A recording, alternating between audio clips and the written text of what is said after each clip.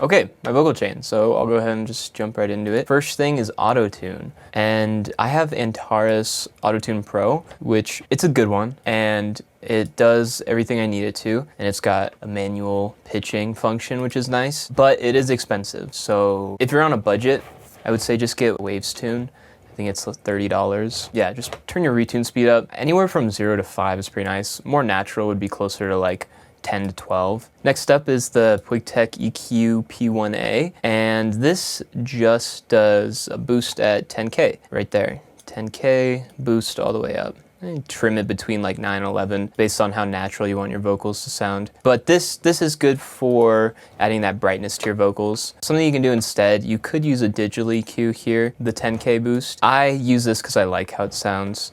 There's also Fresh Air you can use, which is free. Fresh Air, you can just boost the highs. So this should be your Fresh Air right here, 12 and 60. Again, one or the other. Don't over brighten your vocals. Little Altar Boy comes next. I don't always use this. I only use this if I want to mess with my vocal and have it be like the high vocal, and I'll show you how it sounds later. Next comes the CLA 76, and I use this Frank Ocean vocal preset, and then I turn the mix down to 45. This is the first compressor in my line of defense. It's not doing a ton. You could substitute this with a glue compressor. So this first compressor should really be like not doing a whole lot. This should just be like just like protective layer. So you're just ducking a little bit, only the loudest of peaks with this and this. Or if you're using a different DAW, literally any of the stock compressors are probably good. And then my first EQ, this EQ here, where I decide to do my low cut depends on the lowest frequency that you sing. And this is important because if you're an alto or soprano, you're probably going to be cutting your vocals around here. And if you're baritone, tenor, probably closer to here. But if you got a deep voice, it'll probably be further back here. The idea is to capture your full voice while taking out as many unneeded frequencies as you possibly can. Because you want to make room for your sub, your 808s, your good bass. So that's why you do this cut on the vocals. And if you have a little alto boy on, again, I'll show you later, then it'll be further up because you're pitching the vocals up. Then I have OTT. Now this I just recently added to my vocal chain. It does sound really nice, but be careful with it. I have it mixed to 75 because 100 is just too much. But just be careful with it because it can kind of destroy your highs and make you sound overcompressed.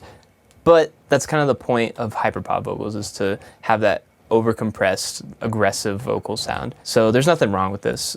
Just know when to use it in context. This is a hyperpop vocal tutorial, but if you want to use this vocal chain on all of your songs, like all your vocals, I would recommend you don't do that. Or at least turn off like this OTT. Yeah, and then you can just copy these dials. I'll put a picture up. Next, I have a de-esser. This, usually, I find my S's are around 4800-ish. And don't turn down the threshold too much. If you turn it down too much, it's gonna muffle your vocal a little bit. It's gonna take away the brightness that you added.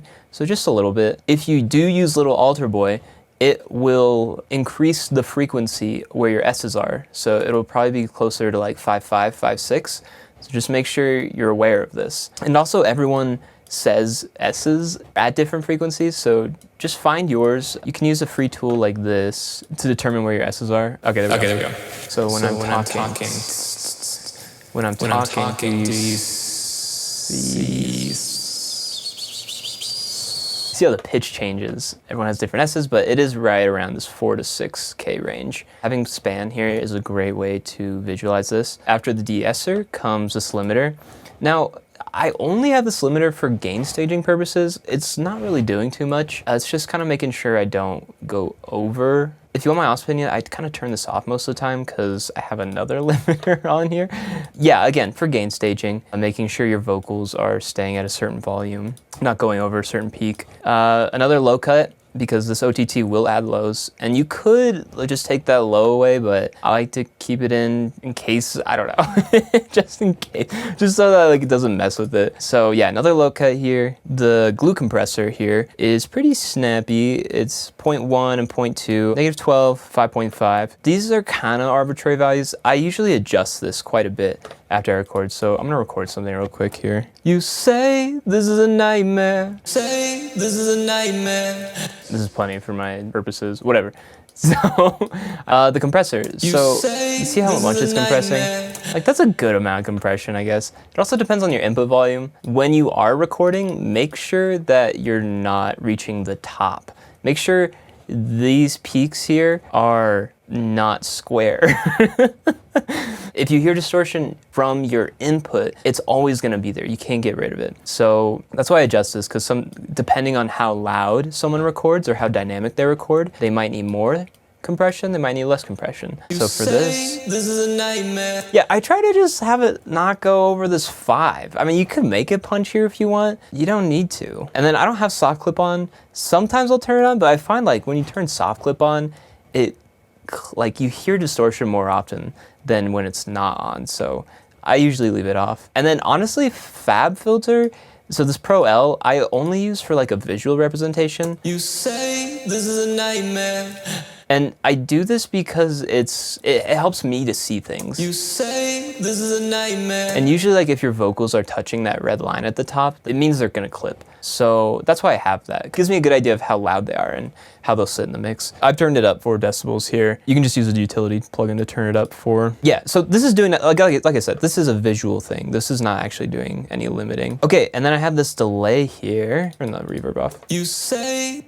It's like an immediate delay. It makes you sound like you're in a room, which is, it's a good thing. You say this is a nightmare. It is hard to hear it, but it does make your vocals seem more full than they are. So that's why I have it. And then finally, a reverb group. You could just send this to a reverb send or a reverb bus. Ableton is nice because you can just make groups. So if I drag in a reverb and then I right click and group or Command G, press this, and then create chain. Now you have a reverb send. So this is your dry signal and this is your wet signal. Then you can adjust the volume and decay as you please. I do have the decay pretty high as well as the volume. Like it's, like that's kind of a lot. So I will turn that down sometimes. Now, little altar boy. What does little altar boy do? You say this is a nightmare. Does that. And this is the setting I have it at. So just full wet, you can do this. You say this is a nightmare. If you want 2 voices in 1 track, that's gonna be the way to do it. I would personally rather just have 2 separate tracks, but some CPUs can't handle that. So if you need to save on CPU, just you say this is a nightmare. That's how you can do double vocals. Transpose, don't even bother with the other ones. Yeah, and then 12 and 4.2. I just do 4.2 because 4.2. And then adjusting this knob is how you'll get your tone. So I'm sure you've heard hyperpop artists do something like this. You say this is a nightmare. You say this is a nightmare. You say this is a nightmare. So you pitch up, formant up a little bit. And that is how you do that. And like I said, you see how your lowest notes moved up? You get to cut out more frequencies. You say this is a nightmare. Awesome. That's it. That's quite literally everything.